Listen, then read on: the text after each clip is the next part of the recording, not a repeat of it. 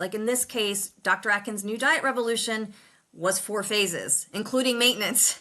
Now, at the time, I will say it was a little bit tricky doing the maintenance because the internet wasn't as advanced as it is now. So we didn't have Facebook groups or even like people like Vinnie Tortorich, No Sugar, No Grain, who is one of my regular listens. But we didn't have all that at the time. It was really hard for me to find other people who were doing it properly. And I struggled a little bit with maintenance because I really didn't have a support system. That's one thing about Weight Watchers I will say is like at the time when I was going, like you'd go to a meeting every week, there were other people there, they'd have a speaker.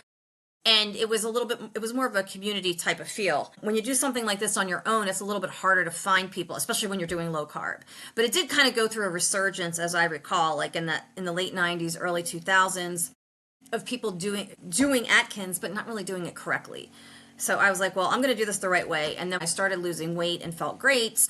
And I let people talk, but I didn't listen to the naysayers. I continued to do my own thing. And then yeah, I got to a point where, yeah, I would eat a potato on the weekend if I wanted to. I would, at that point in time, I did not have Hashimoto's. So it worked for me.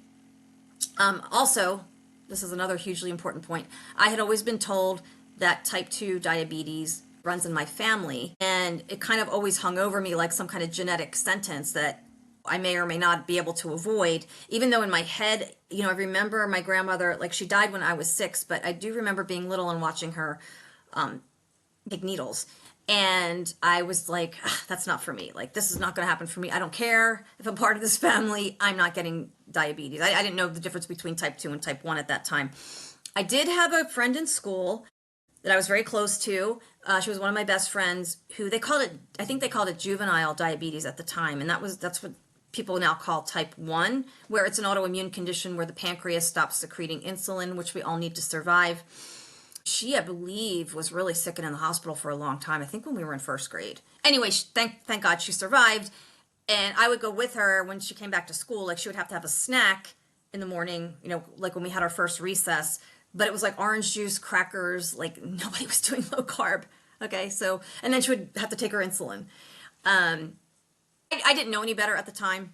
We were young. I mean, we're like 7, 8 years old. So I was just there as a friend, accompanying her to get her snack so that she would, so that her blood sugar would stay stable. But in my family, I didn't realize like there was a difference. I just thought it was all diabetes. Now I know that everyone in my family that had it had type 2. Now, maybe the way they're built or their system makes them more susceptible or makes them less tolerant of carbohydrates. I don't know. And as I think about it, really most of them were on my mom's side of the family. So I never got it, even when I, was eating carbs and I didn't know about low carb living. So the Atkins worked for me for several years after that. I guess my point is that's my long-winded way of saying that for several years I kept the weight off. Now I was a cardio queen back then. I would do weights. Different places I lived had gyms. I didn't actually join a gym at that time. But it was sporadic. I wasn't like I am now where I'm like every other day I'm at the gym lifting weights and working out that way, lifting heavy things. But I was active. But I didn't have Hashimoto's.